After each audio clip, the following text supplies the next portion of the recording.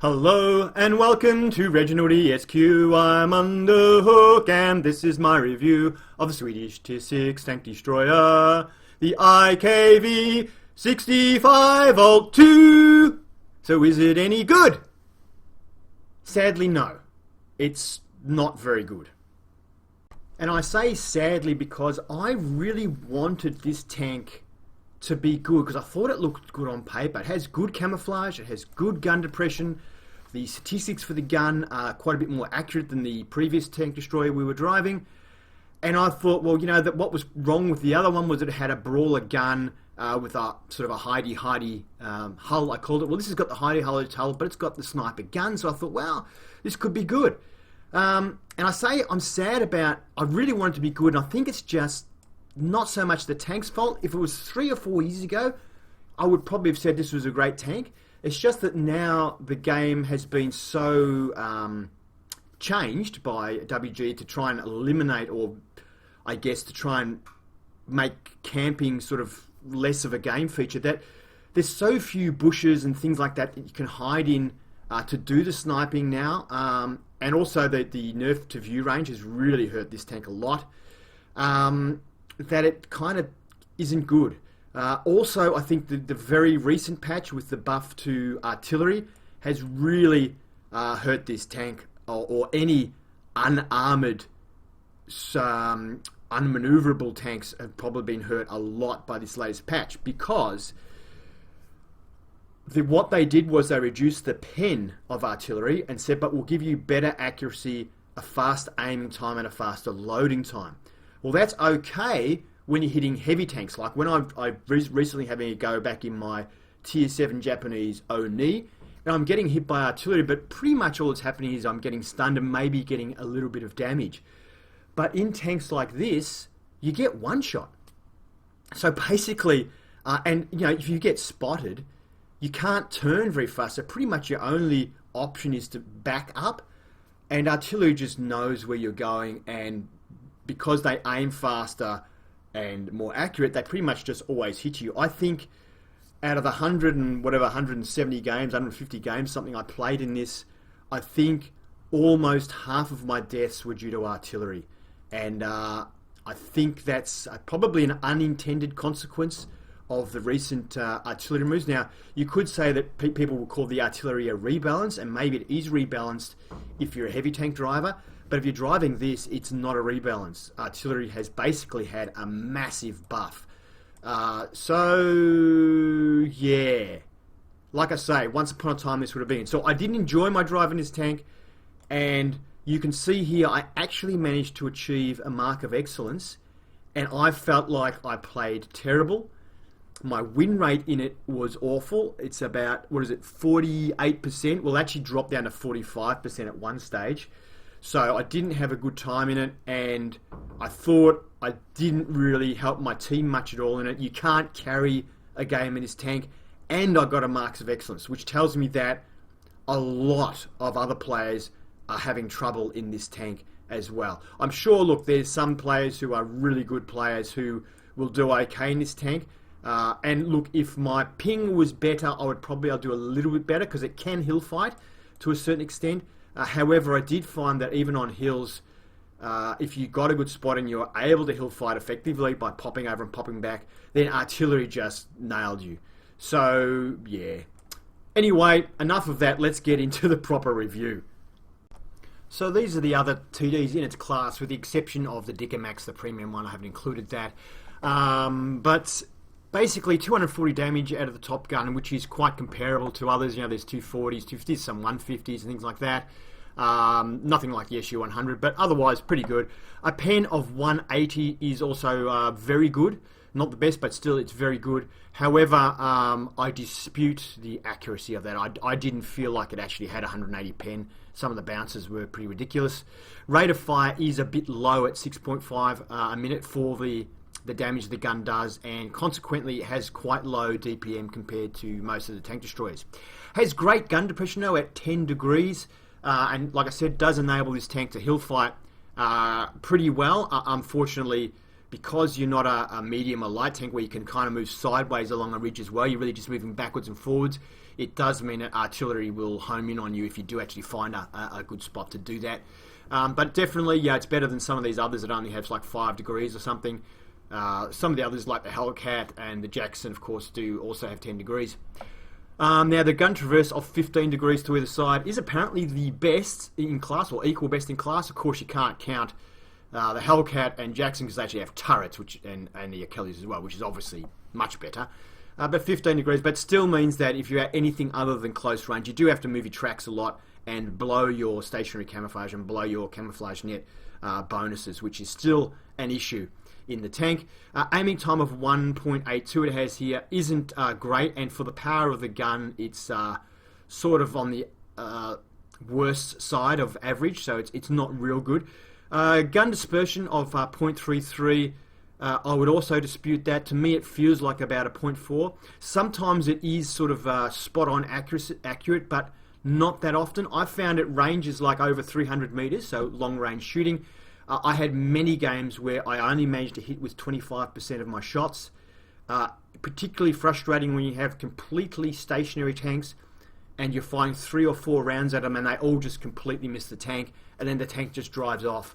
In fact, it was infuriating. I was screaming at my monitor quite a few times due to the accuracy of the gun, and that was with a fully trained crew. So yeah, 580 hit points is really bad. It's not the lowest, but it's the second lowest. The lowest is the Hellcat at 570. Considering this tank also has the worst armor of any tank, any TD in the game, combining that with ultra low hit points is pretty criminal.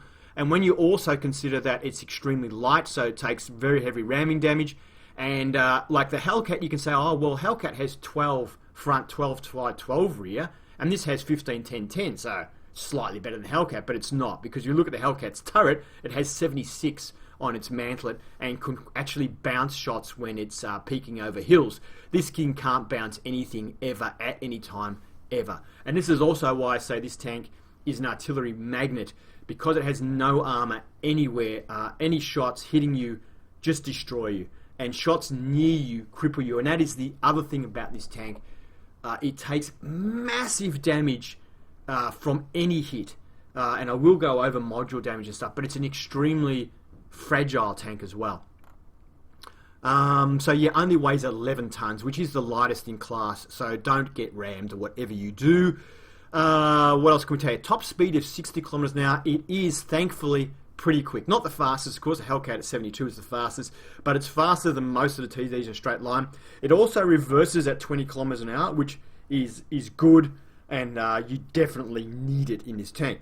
Traverse speed of 33 is not the best in class, but it's not the worst either. Look, considering the terrible armor it does have, it's not actually that good. I've got to answer the phone. One moment, please. Sorry about that. I answered the phone now. Hopefully it doesn't make me repeat myself. So, yeah, so the traverse speed, it feels too slow. And also, while I'm on the subject of traverse speed with this tank, when I have a few times chased down artillery at the end of the game, and I can tell you that a lot of artillery can outturn this tank. And I don't mean just turning on the spot. I mean, if we're both like traveling and circling each other like you do when you're in a light tanks and things like that, that it can actually go faster and do a smaller turning circle. So like you can be circling an artillery, it can actually get its gun on you before you can get your gun on it. So pretty bad in that respect. Thankfully though, the Camouflage, this is a small tank, and the Camouflage is the best, not the best in class, actually I think it's the second best in class, but it's pretty good. So the Jag Panzer IV actually has very slightly better camouflage. However, once you start moving, the camouflage drops to close to the rest of the line, and if you shoot your gun, the camouflage is pretty much completely shot. Now, the problem with that is that the view range on this tank is, I think, the equal worst in class at 330 meters. The best is the Achilles and the Hellcat and the Jackson all have 370 meters. So, as I say, 4 years ago this would have been alright, because 4 years ago this tank probably would have had about 390, 400 meter view range, but now the view range has been nerfed. But the reason it's a big problem on this tank is if you're hiding in a bush, let's say you're not 15 meters behind, but you're hiding in a bush, so because you need to see because no one's spotting for you, maybe. If you do spot a tank and you shoot at it, you will be spotted. If you are within 330 meters of another tank, unless it happens to be a particularly blind tank, if you're at 330 meters and you fire your gun, even with a camouflage net, even in bushes, you will be spotted. And if you're spotted in this tank, you'll get destroyed. So what that means is, if you're up to the bush because no one's spotting for you, you've got to spot for yourself. Once you spot it, you've then got to back up 15 meters before you take your shot, which is all well and good, but these days, because there's so few bushes, by the time you back up those 15 meters, you're probably getting spotted from the side or something by another tank that can now see you. And so it's very difficult. You're really dependent in this tank on other people spotting for you so that you can shoot. So it's one of those tanks where you're really, really dependent on your team doing everything for you. And of course, especially at Tier 6, that doesn't happen for half your games. Also, another half of your games are going to be on city maps where the tank just has nowhere to hide. And you have to really, really rely on popping over a ridge at close range and putting shots into people. You either get, in that case, hit by artillery or just, get hit and crippled by somebody who, times it better than you or whatever. So, very, very, very difficult tank to use. It's not the kind of tank where you can carry the game at the end if it's just you and a few tanks left, unless you're, particularly really good player or very lucky. So, yeah, I struggled in this tank. So just to have a look at, I'm not going to talk about the first gun here because it's basically, it's not really any different to the second gun other than it has a bit less pen and slightly worse accuracy aim time. So it's pretty much the same style of gun. They're both 90mm guns. The second gun is just sort of better in every way. So looking at this gun, 6.19 rate of fire is quite slow. And if you end up close with somebody like a medium tank or a light tank, not only can you not turn fast enough to get your gun on them, but you really can't shoot quickly enough. All you can hope is that they haven't got many hit points left and your 240 damage will be enough to kill them before they get a shot into you. 180 pen sounds great, but like I said, in practice it doesn't feel like that at all. 0.34 and I think it's 0.33 if your crew is fully trained is sounds okay compared to the others, but really I've found it to be really, really bad at long range. Like, not that you can't hit weak spots, but you just can't even hit the tank in many times. Now, when you see my gameplay, you probably won't see that happen because that's why you're watching that game, because I'm putting in a good game. But I had a lot of games where it'd be boring to watch because I just went miss, and yeah, it's really disappointing. 1.9 second aim time is pretty good. So yeah, in that respect, it's pretty good. So I don't know if there's much more for me to say about it. I've got a gun rammer fitted to actually load the shells more quickly because the aim time actually isn't too bad, but the loading time is really slow. So I put a rammer on to try and get the shells in a bit quicker. I left a binoculars because you want to be stationary as much as possible, and your view range is awful. You really need to boost it if you possibly can. And the camouflage net to try and keep the camouflage, but unfortunately having to move the tracks a fair bit can nullify that. Now here you can see it says my view range can be up to 445 meters with these binoculars on. So, but I still found that if I was able to spot it and shoot it, I was pretty much spotted. So you've got to watch that. So we'll have I'm not going to have a look at Tank Studio, have a look at the armor because there's no point. It just doesn't have any armor. But we will have a quick look at some gameplay. The other thing though I didn't mention was stopping quickly in this tank. The tank does rock back and forward quite a bit, so stopping quickly and shooting, like if you just pop over the hill and think, I'll just nail this guy because he's on low health, a lot of the time the tank rocks so much you can't actually shoot for a couple of seconds or a second or so after you stop, so watch that. The other thing I want to say was that, this thing is extremely fragile. So tracks get damaged almost every time you are hit, and the tracks almost never absorb the damage, so you almost always take damage and get hit. Very rare though that you ever have only one module damaged. The engine gets damaged almost every time the tank is hit as well. It gets damaged from the front. I don't know if the engine's in the front or the back, but definitely frontal hits. I don't know if it's just passing through the whole tank and that's why, but frontal hits will damage the engine and the tracks. Very common for your driver, loader, and commander to be killed. I have had times when tracks, engine, driver, loader, commander all go down with a single hit.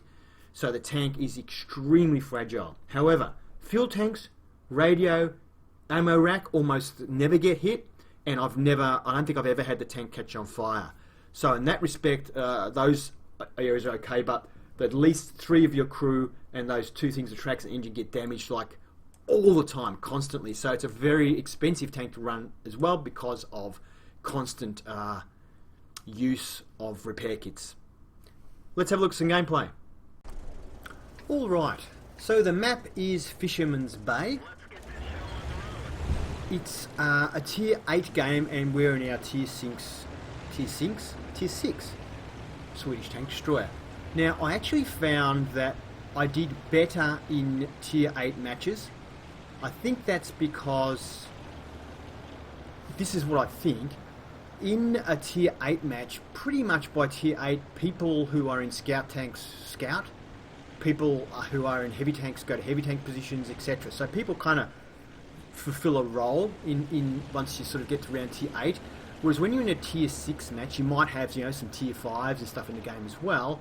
And a lot of, like, I might be sitting here, for example, in a tier 6, if I'm top tier, and there would be nobody up there doing spotting. And this tank can't spot for itself. You just be sitting there going, oh boy, I'm going to have to go on the front line, otherwise I'm not going to do any damage. So stuff like that happens, whereas in a tier 8 game, you kind of actually get some people doing scouting, so you can actually be a TD. So we get a good shot there into the T-37. It's always great to get early shots. He's actually dead now. That's fantastic. It's always good to get an early shot into a scout tank because, especially if they're active scouts, it kind of makes them more hesitant with their scouting once they get hit. And in that case, yeah, I mentioned take him out. Now, I'm kind of, you're very reliant on spotting. We've got one guy up there who's doing good spotting. So here comes a lowy, see if we can hit him. Or it's a low, I forget what you call them, low. So we get a good shot at him for 220, side shot. Probably wouldn't be able to pin him from the front, but the side, we're not going to get a problem. For some reason, he moves forward instead of retreating. We get another good shot into him. And he backs up, and now he's dead. Yeah, really, when I shot him, he should have just said, uh-oh, I'm getting shot from the side by a tank destroyer, I better run, but he just kept going. I don't know. Anyway, someone is pinging the map on the other side of the map there at Q1, and I figure, look, all the stupid people, oh, I shouldn't say stupid, but all the inexperienced players who aren't really sure how to play the game have already driven in front of my gun on this side of the map. They're pinging for help on the other side. I reckon if I stay on this side, it'll be ages before I get another shot. So I figure I'll move and try and shore up the other side of the map and see if I can help them out and maybe get some easy shots in on this side. It's sometimes a good idea to do that. If you think like if you can look on my side of the map, you see with our FV201 and the Ferdinand have already made it all the way through the town and are already approaching their cap, which means I'm not going to have any more tanks driving in front of me on that right-hand side of the map. So I'm switching sides, so I'm still going to be at the back, effectively, but now hopefully I'll get something else to shoot on without having to move too far forward and expose my extremely fragile tank to enemy fire. That's the plan anyway. Well, you know it worked because I'm showing you the replay. If it didn't work and I blew up right now, I wouldn't be showing you this replay. So, kind of, you know what's going to happen, mate. You know I've done it right in this game. So, moving up, I'm going to have to spot up. Someone else has spotted it. It's that SU that they were pinging. This is the tank they were pinging about. We get a nice side shot. He's got nowhere to go. He knows I'm here, but he can't do anything. He can't see me, so... And finish him off. So, a really easy kill just by responding to a teammate's request. And in this case, it was a good request. So, I am now behind a couple of layers of bushes. So, if this Firefly pops over the ridge, you won't be able to see me. And as you saw when I shot that TD, then I made sure I was 15 metres behind the bush. So, because even though I probably still would have nailed that tank, artillery could have just rained hell down upon me. And like I said in the review, I have been killed many times by artillery in this tank. Like, so many times. I'll just speed this up to 2 times for now, because I thought that Firefly was going to YOLO over the ridge. And again, I think, oh, he's going to come over again. because it's the kind of thing someone in a medium tank like that would do. They just sort of poke the ridge, and I thought he was going to, so I, like now, I keep thinking he's just going to pop over around the side there, but he isn't doing it. I'm going to speed up now to 3 times. And now I'm moving forward, back to 2 times, and back to normal speed. So there's the Firefly. I probably am now proximity spotted, but he's not looking at me, so bye-bye to the Firefly. He could have, if he had have shot me then, good chance he would have taken out my engine and my tracks and left me debilitated. So I'm maneuvering around a little bit because I don't want Artie to hit me, and I'm amazed actually that I haven't been hit by Artie straight away. And there we see why he was going for the Tiger. So now I just move forward here up to this bush to do a bit of spotting. Well, my own spotting if I have to, and get ready to shoot. If I do get hit, I can duck down into where the rock is just there. So I'm just waiting now. Hopefully the Tiger will spot something. He's moving forward, and I've been hit. Now, either I was unbelievably spotted. It was 394 damage of gold ammunition fired by an STRV S1. So I actually think he didn't spot me. I think he was aiming at the Tiger and missed and hit us. Anyway, we've got a shot on this Type 58. We're behind bushes 15 meters, so he can't spot us when we shoot, and we get the kill shot. There's the STRV 51, but he's behind a rock at the moment. I can't really tell because I can't see, because I'm 15 meters behind. I can't see. These are quite thick bushes, but we've got a shot here on this 101, and it rains in true. Now you will see after this game that I actually get a sniper. I think it's this game I get a sniper medal. Now, out of 172 games I played in this tank, I got 2 sniper medals. So when I say this gun, the accuracy is really bad, what you are seeing now, I only managed to be as accurate as this in 2 games. Okay, so it's not a common thing at all. 172 games, I got 2 sniper medals and 2 high caliber medals and 1 Pascusi's medal, which is the one you get for killing a couple of Artie. And that's it. That's all I got in this tank the whole time. And that got me a mark of excellence. So that just goes to show you that the average player really struggles in this tank.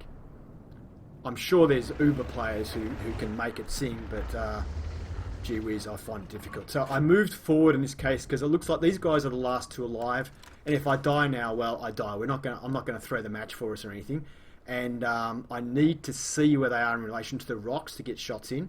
So that's why I've moved forward.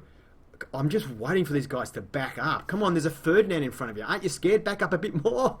I didn't want to shoot that then because of the lack of accuracy. It would have just been giving my position away for probably nothing. But I decide now it's time to YOLO in. As I start moving forward, I see this tank come up, so I think, oh, I've got a shot, but no, he's dead anyway. So now I keep moving forward, and the STRV 51, I think it's actually, there he is. Now, look how close we had to get to spot him. He's got really good camouflage, but on top of that, see how close we had to get? That's how bad the view range is on this thing, and that's why when you spot for yourself and then shoot something, you pretty much always get spotted. So I just checked, and in this particular game, my crew was actually only 86% trained in this game. So it was actually a really, we're very lucky with accuracy in this game considering the crew was only 86% trained. Also, I didn't have the radio upgraded in this game, but everything else was upgraded. So you can see, as I said, we got the sniper medal, tank sniper. It was a class 2 in the game. And let's have a look at the next screen. We finished 4th on our team for experience, not too bad. We of course didn't really do any of our own spotting, which didn't help us. Even though we were bottom tier, we weren't doing our spotting. Obviously this T21 did a lot of spotting because the damage wasn't that high, but it still finished on top. So the STRV 51 is interesting because he did quite a bit of damage, and there was an STRV 51 on the other team who did 4,700 and something damage, and on the losing team. So wow, that's impressive. So maybe the STR, is it 51 or S1, is a good tank. Let's hope so, because we'll be getting there eventually. Now, next screen, we fired 10 rounds, 9 of them hit, so great accuracy, and the 9 that hit all penetrated, doing 1,932 damage, 1,400, so the vast majority at long range. 7 tanks damage for 2 kills, so we did have a good impact on the game, and we made a fair few credits as well. Alright, so the map is Cliff, and in this this time we're tier 8 again, so we're obviously in a tier 6 tank, but it's a tier 8 game again. Like I said, I seem to have more success in tier 8 games. My crew in this game is 93% trained, so they're almost there. I just didn't have any really good games after getting my crew fully trained. That's the only reason I'm not showing you. They were just, I didn't do, I think the highest amount of damage I did with a fully trained crew is about 1400. Had quite a few games around about the 1000. They're kind of okay, but they really weren't very long games or worth sort of putting up. So I'm taking this position, which I haven't played this position for ages, that I can remember anyway. I hardly ever used to play this position at all anyway, but I have seen people playing sort of sniper TDs from this position, so I go here hoping it's going to work. But did we hit him? I think we missed. Pretty sure we missed. So you will notice me being pretty noobish from this position, especially a bit later on, because I haven't done it before. Unfortunately, we're going to miss this shot just because our teammates happen to be driving in front of us. That bloody enormous OI, taking up the whole of the screen. So not his fault. He's just moving through, and it just happened to coincide with the spotting of that tank. I really want to get this scout, and we get a good hit into him. Like I said the last game, if you can get a hit in on a scout early, it generally either makes them a one-shot kill for somebody else, so somebody else can take a risk and take them out, or at least makes them more hesitant in their scouting. Or can we get British tier 8 medium? We get a good hit into, looks like the back or the rear of his turret, or the side of his turret. So that was good. How many of these OIs have we got? We've got 3 of them. Wow, okay, I thought it might have been the same guy just driving past me continuously, but we've got 3 of them. Holy moly. Alright, and we've got, they've got 3 KV2s, and what is it with matchmaking? Couldn't you break them up a little bit? Or they're in platoons, are they? Okay. Alright, so can we get this scout? I took a bit of a chance there. It wasn't much to aim at, but it was so worth getting rid of the scout that I took the chance, because that's really would like to get him off that rock if we can. And unfortunately, he's gone. There's no point with this gun. The shell velocity is a little bit slow on this gun, and if you shoot like that, it'll just go sky high. It's really hard to blind fire with this tank, I found, because of course, once the tank goes, it assumes you're shooting way past. We bounced, unfortunately, that time. And your shell just goes really high in the air. The shell velocity is a little bit slow. Oh, can we get this guy? Can we get him? KV2. Oh, that was a good kill. That was well worth the admission price. So that helps our team a fair bit.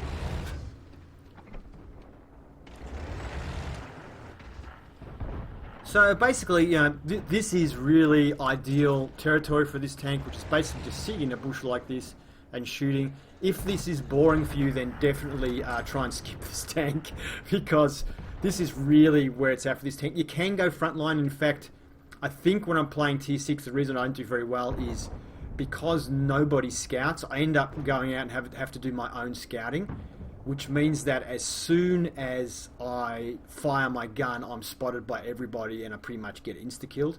Unless you're just popping over a ridge.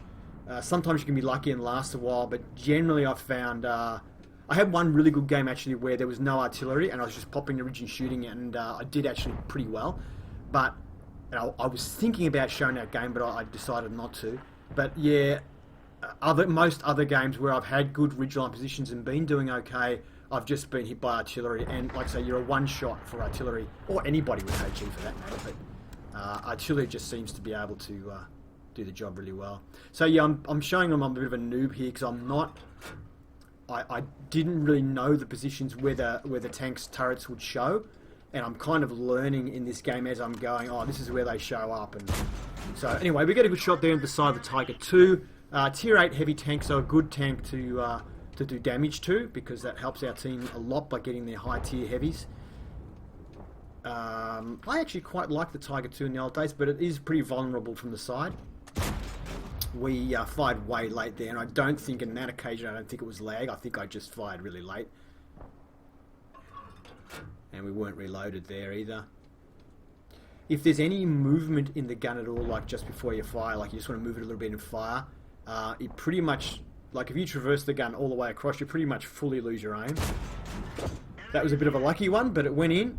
Can we get this guy on the hill now? Is a Cromwell up there? Can we nail him? And we hit him. It was a bit lucky because you see I wasn't fully aimed, because even if you move the gun a little bit, it just loses a lot of its aim. But anyway, it was good. At least we got a shot into him. These heavies are pushing through now though, so if we can do some damage here. KV2, nice, 248. That's a great hit. Now, it looks like he might be tracked. He will be very upset. He's gone, but I'm going to blind fire because the range isn't very far, and our shell didn't go sky high because he wasn't like on the horizon or anything. And looks like we did hit him because he looks like he's on very low health. Can I get another shot into him? No. Yeah, he's gone. Alright, so that's great as well. That's helped our team once again. We've got rid of a couple of KV2s. This guy looks a bit close. I think he's going to spot us if we hit him. Didn't quite kill him, but I had to do it.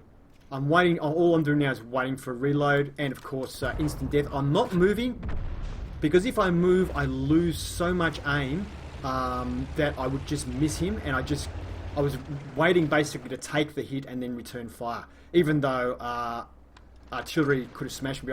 Being an FV304, he might not be close enough to me to actually be able to hit me at the moment. That might be what saved me from him at that stage, because FV304 you have to be pretty close. I decided to start moving around, see if I can do a bit of my own spotting here. So I'm thinking about going down over the edge there. But then I see the Cromwells popped down and someone highlighted the area. So I decided to go and see if I can cover it. But our team is currently capping. And it's at 90%. So I'm just trying to cover it. Someone's actually ended up killing that Cromwell anyway. So they've only got the FV304 and a KV3. The KV3 is up around here somewhere. And our team is capped, so that's actually the end of the game. Okay, so it was a Class 1 game. We did all right, but one of those things you saw there when the VK started driving at us, we had to defend ourselves, we shot him, and we were then spotted. If that happens at any stage earlier in the game, like if someone had done that earlier, when there was a bunch of heavy tanks down there, and there was a tank up on the top near the lighthouse as well, if someone had done that, I would have had to defend myself. Or even if I didn't, they would have spotted me anyway. I would have been spotted and everyone would have shot at me. I would have instantly died. And that is kind of pretty common in this tank. Happens a lot. That people just drive at you and that's it. It's the end of the game if someone starts driving towards you, basically. So we were lucky in that game. So anyway, next screen, we finished third on our team for XP. Not bad considering we're a tier 6 and a tier 8 game. We did quite a bit of damage with 2,178. Not the most on our team. That went to the 26E5P, and I don't even know what that is, guys. It's probably a premium, is it? It's been that long since I've played the game. But we were the second highest damage on our team, so it shows you what you can do in a tier 8 game. And we fought 18 rounds, 11 of them hit. Of the 11 hit, 10 penetrated. We're lucky, got a lot of side shots there, which really helped. As I said, 2,100 saves. We did 1,800, and nearly all of it was long range. It was only that VK at the end, I think. And 7 tanks damaged, 2 destroyed, 174 spotting damage, which would have been the VK because someone else finished it off for us, I think. And yeah, there you go. Thank you for watching my review of the IKV65 Alt 2. I hope you enjoyed it, and if you did, give it a thumbs up. If you'd like to see more, please subscribe to Reginaldesq. Have fun.